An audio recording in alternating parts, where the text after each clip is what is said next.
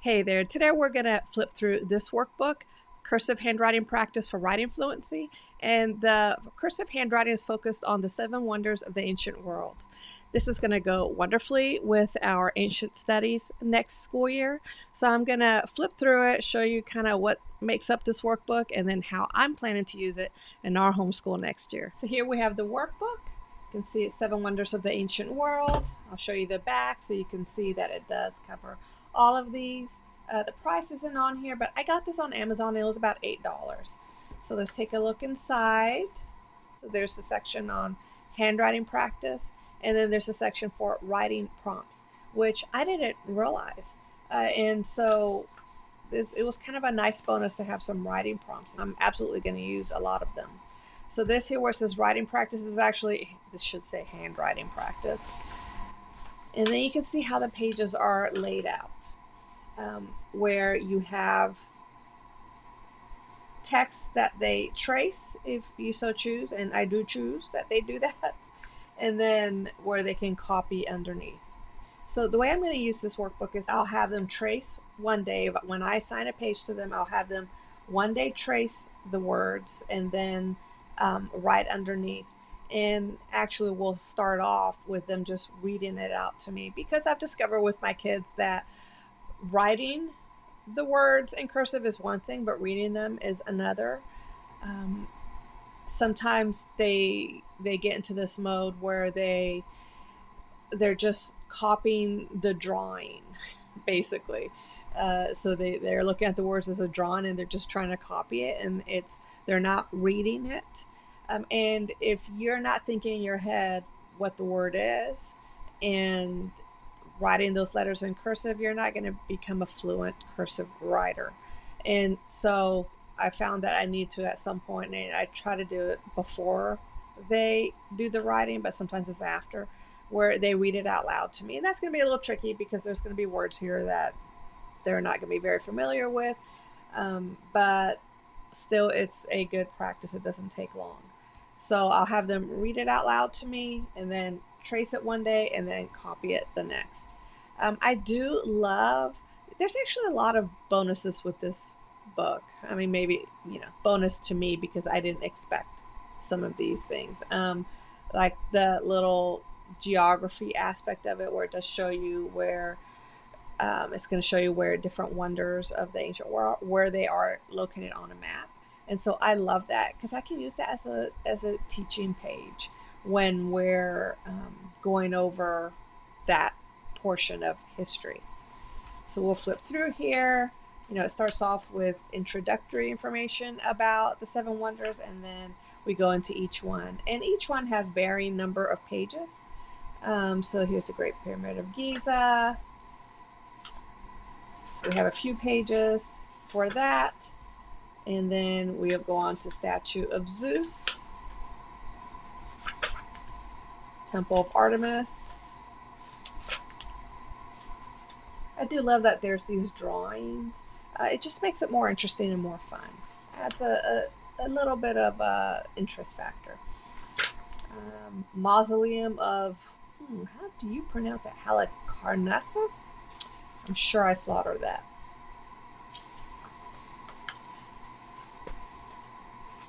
See, Colossus of Rhodes.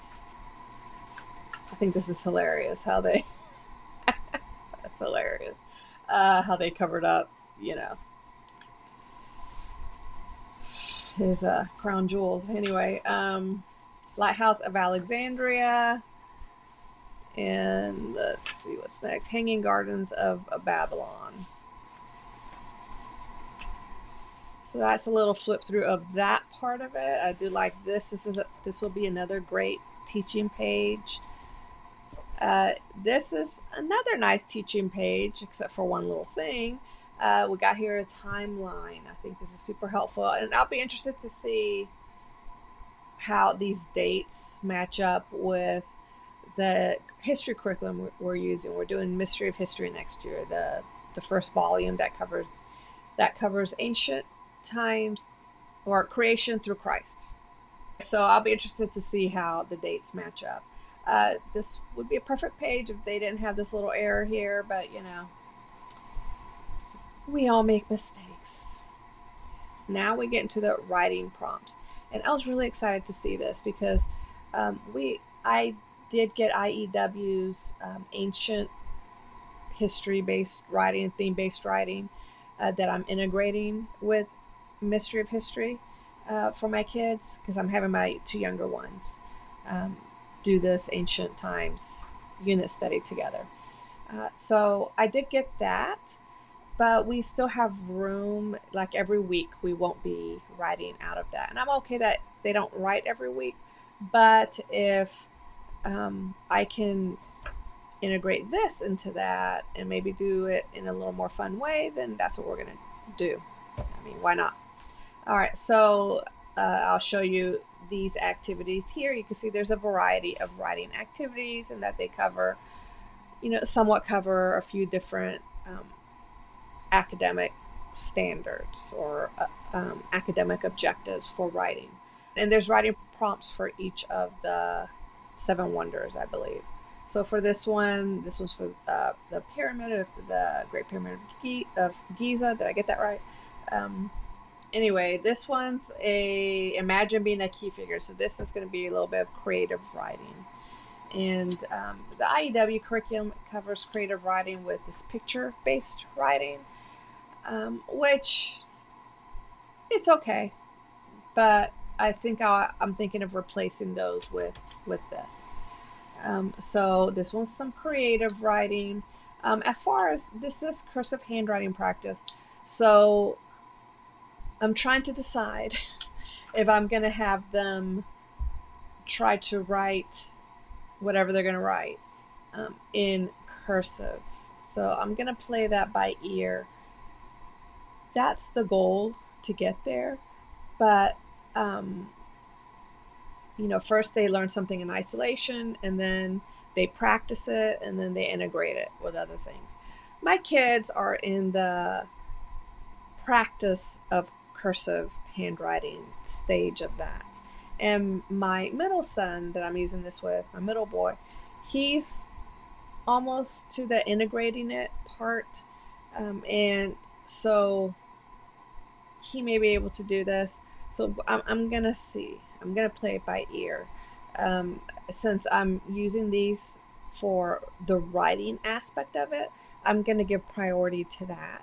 And if they just want to write it in manuscript, that'll be fine. But I'm going to try to get them, I'm going to suggest that they at least do the first sentence, maybe in cursive. And I find when I do something like that, a lot of times they'll just kind of keep on. They'll do more than that. So I'm going to play it by ear. But as far as the writing prompts, this one's a creative writing one, several pages for it. Great Pyramid of Giza. I guess I did get that right. This page has a little postcard. So this is letter writing basically, except it's a postcard. And then there's a little place for them to do a drawing. So another resource I'm using with Mystery of History is I think it's called Draw and Write Through History, where I'm going to be using the copywork aspect of that as well. There's the drawing where it teaches them how to draw different things. So there's several of these pages in here that have a place where they could draw something. And the idea here is for them to use their imagination or whatever to draw. But if there's instructions on drawing something applicable to this in that Draw and Write Through History, then I'm going to have them do it in here. That way they have something a little bit nicer, maybe something they'll be a little more proud of. And something like this, I can have them draw on this side and then do their little postcard here, letter writing here, and then for fun we could cut this out and laminate it basically to keep it. So we'll see. The next one is about the hanging gardens, and the instructions are to draw a picture and then write a description. So we'll probably do that there. I'd have them do their drawing from the other resource and then write a little description here. And then here on this page is about writing a dialogue. And my kids do need practice with that. So I may do that with them together, like the two of them. I'll work with the two of them at the same time, where we can maybe together come up with a little dialogue, and so that I can watch them and make sure that they're doing it correctly. Let's see. And then we have the statue of Zeus. This one's cute with the little speech bubbles. I love that it has this one with the that the mouse has a speech bubble too. Here's some more creative writing. And this one, you're looking at the picture and then writing a description of her. I may ask them to use a lot of adjectives in this and try to use adjectives they don't normally use. That may be a focus on adjectives page. This next one is some more creative writing where they're writing a news article. And if there's a drawing from the other resource that I can have them do there, I'll have them do that. Next, we have the mausoleum. Pretend you're an artist. This is an interesting writing prompt because they do have to use their imagination, but they're here going to be writing questions that they might ask for an interview. So they're going to write those questions and then imagine what the response might be. The Colossus of Rhodes, again, we're imagining some more creative writing here where you're writing a story. This was an unexpected writing prompt because they're going to write a brief little comic, just a little 2-pager. I like this writing prompt because they're creating create a travel brochure. And they're expected to write a sentence to encourage people, but then also write 3 historically accurate questions and answers. So there's a little bit of imagination they need to use, but it's more fact-based than anything else. And so you see here where they're going to fill this in.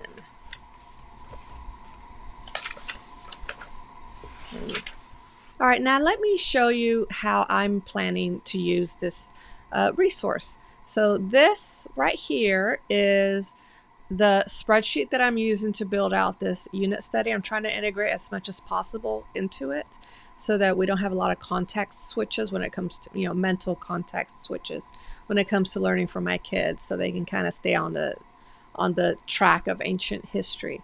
I'm hoping that the load won't feel so much to them then. And so I have different columns for different subjects or types of learning. And so I have a column here for geography or for copy work. I have a geography column. That ain't it. Copy work, writing, and then hands-on interactive. Those are the ones I want to focus on right now. And so you see here in the copy work column, I have here drawn right through history. I'm using that book 1 for the creation part of the Mystery of History curriculum. And so I took the drawn right through history in this Cursive Handwriting Practice book in different resources, the IEW resource here, this lesson 9, the Epic of Gilgamesh. This is from the IEW history-based writing. So I look through all of them and I try to match them up with the lessons in Mystery of History, using Mystery of History as a spine. Notice here I have some of these IEW lessons in, and we don't have one for every week, which is fine. We don't need to do writing for every week. But then sometimes we'll come across, like this week where there wasn't an IEW lesson. However, in this Cursive Handwriting Practice workbook, we have this writing prompt up for the Great Pyramid of Giza. So that's what's going to be for writing that week. When there's copy work from here, I include it over here. So you see here on this, during this week, there's copy work available from the Cursive Handwriting Practice workbook and then also from Drawn Right Through History. So I'll probably have them do one of these on Monday. So this is Monday and then the next on Tuesday. This Cursive Handwriting workbook looks like it's going to work really well with my unit study that I'm creating. However, if you're looking for a resource for teaching your kids how to write in cursive rather than just practicing, watch this video where I do a review of Handwriting Without Tears cursive writing curriculum. And I'll talk to you later. Bye-bye.